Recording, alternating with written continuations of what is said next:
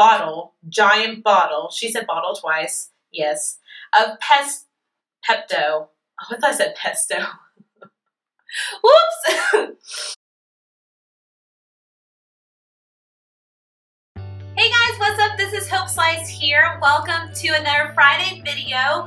First off, it is Friday the 13th, and that means two things right there.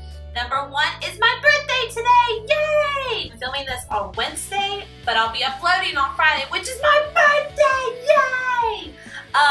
So yeah, I'm going to be 23, or I am 23 right now. So that's exciting. And so thing number two is the day before Valentine's Day. Yay! If there was a day to point out all the single people in the world, it would be tomorrow, Valentine's Day. Seriously, happy Valentine's Day to all of you who are single, all the single ladies and all the single men. For those of you who are in relationships and happily married, happy Valentine's Day to you guys too. So I thought it would be fun to go online and to look at some Valentine's dates that were a little bit of disasters, just to make me laugh a little bit and hopefully to make you guys laugh too. This first one is from Ashley, and she writes, I had a crush on a close guy friend during college, so I was really excited when he asked me to come over to watch a movie on Valentine's Day. Oh, go Ashley, hey. I arrived at his dorm with a handwritten poem that confessed how much I liked him. After I read it, he said, "That's nice." And then he started the movie. It was clear by the first gunshot that romance was not on his mind. I was heartbroken and had to watch a gruesome, violent movie with no chance of cuddling with my crush. I am so sorry, Ashley. First off, this guy's like, hey, teaser alert, I'm gonna invite you over to watch a movie. And then he says, okay, cool, that's nice. That's like my favorite response too, is not a thank you or a I just see us as friends. He just says, that's nice, and starts the movie. That's very casual. We're not even gonna talk about it. We're just gonna go straight into the awkward phase of watching a movie. All right, good deal. All right, so the next one is from a girl. Her name is Katrina. It says, a new guy surprised me by planning the perfect Valentine's Day date. A romantic dinner followed by a fireworks show on the beach. Well, this sounds pretty good. Everything was great until the check arrived. He asked me, should we split it or do you just want to pay for your meal? After dinner, we took a walk on the pier. He bumped into a girl who was obviously his ex-girlfriend. And after talking and laughing for about 20 minutes, whoa, 20 minutes, without including me, he finally said, oh, sorry, this is my friend Kat. We broke up the next day. That's right, Katrina, you show him, girlfriend. That is awful, 20 minutes.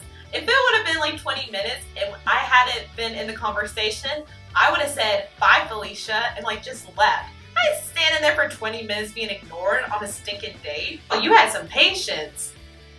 Sheesh. This next one is from a girl, her name is Christina. After secretly dating two guys, Dan and Joe, for a few months, I told Joe I didn't want a relationship so that I could get serious with Dan. Valentine's Day, Dan took me out to dinner and I almost choked my drink when our waiter arrived. It was Joe. To make matters worse, Dan ordered a dish with some sauce I can't pronounce the name of. He gushed to the waiter, aka my ex, if she could cook like this, I'd marry her. I wanted to die. Christina, I'm sorry, but you kind of asked for it when you started two-timing guys. Poor Joe. A poor guy. Alright, this next one is from Christine. I was dating this guy some years back. We met on Thanksgiving, so by February had been dating a few months. He was cool to hang out with, and I had a good time with him. I was at the point of wondering if I wanted to even continue. Valentine's Day rolls around, and he came to stay with me for the weekend. Okay, first off, if you are not even sure if you want to be with him, why are you letting him stay with you over the weekend? Like, how does that make sense? Is that going to clear up stuff for you? Whatever, it's your life. When I opened the door upon his arrival, he was giddy. He told me to go into my bedroom, close the door, and stay there until he said I could come out. I sat behind closed doors, listening to crinkling paper and things rustling around.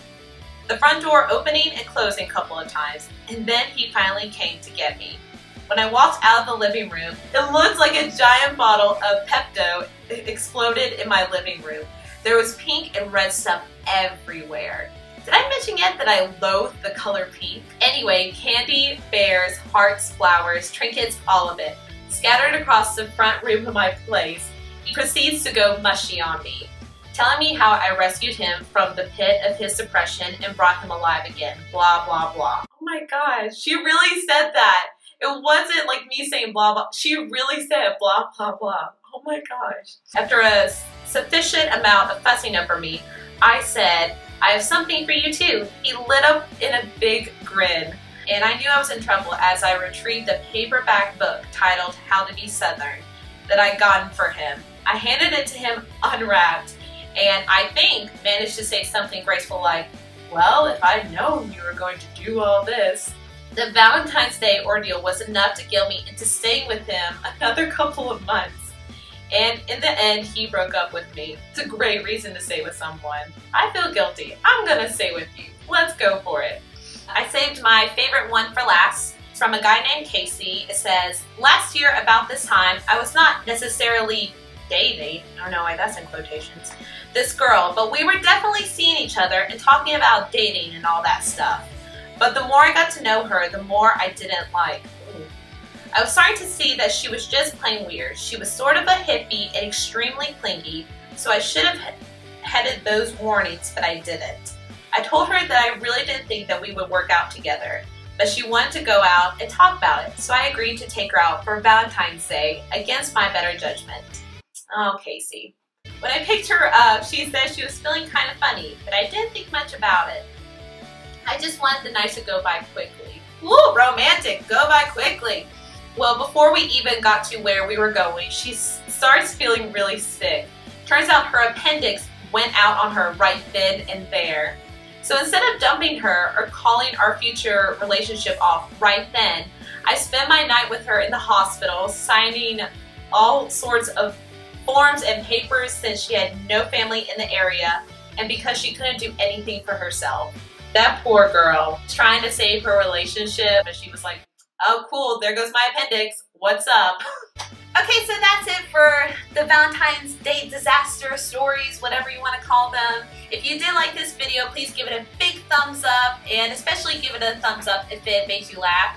If you have any awkward Valentine's date stories, or any just awkward date stories in general, please leave them in the comments below. I would love to hear about them and laugh with you through them.